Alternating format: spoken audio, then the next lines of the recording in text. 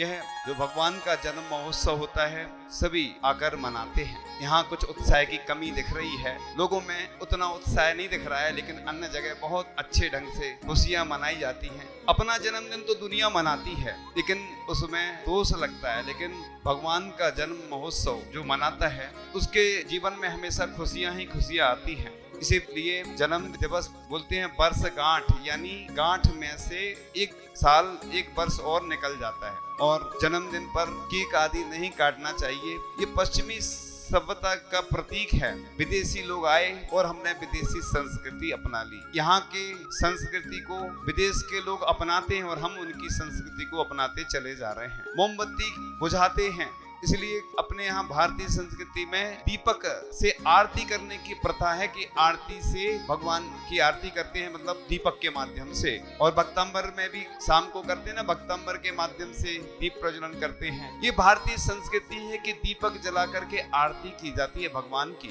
हे भगवान मेरे सब कर्म नष्ट हो जाएं, इसलिए त्रिकाल पूजा त्रिकाल वंदना करे करावे भावना भावे। प्रातः काल की बेला में भगवान की हम पूजन करते हैं, अभिषेक शांति धारा करते हैं। दोपहर में दूसरी बेला में आहार दान के माध्यम से मुनिराजों की पूजन हो जाती है। शाम को क्या करें तो आरती आदि करते हैं, स्तुति पाठ आदि करते हैं। इसलिए त्रिकाल पूजा लिखी है, इसलिए पुण्य बढ़ाने के लिए ये क्रियाएं बताई गई हैं। लेकिन लोगों को किसी की शादी हो, किसी का जन्मदिन हो तो बहुत आनंद आता है। इधर इतना आनंद इसलिए नहीं आता, ये हमारा व्यक्तिगत थोड़ी हो रहा है, तो भगवान का हो रहा है और भगवान का मनाने से हमें कोई फायदा थोड़ी है। हमारा जन्मदिन होगा, हम लोगों को बुलाएंगे, वो हमारे लिए गिफ्ट देंगे।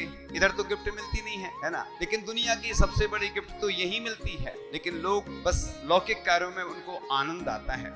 ऐसी उदासीनता जैसी दिख रही है, उदासीनता जैसे होती ना, समझ गए, जैसे सबको दीक्षा लेना हो, बिल्कुल बैठे हैं बिल्कुल उदासीन जैसे। यानी लोगों को हमने देखा है धीरे धीरे धार्मिक कार्य में तो उदासीनता जैसी आती जा रही। और अभी कल घट यात्रा जब निकल रही थी तो देखा लोगों को नृत्य करने में कितना आनंद आ रहा था। दूसरे को दिखाने में ही, प्रदर्शन में ही लोगों को बहुत आनंद आता है। बाकी असली क्रियाओं में अभिषेक की बारी आती तो सब गायब हो जाते हैं, कोई नहीं दिखता है।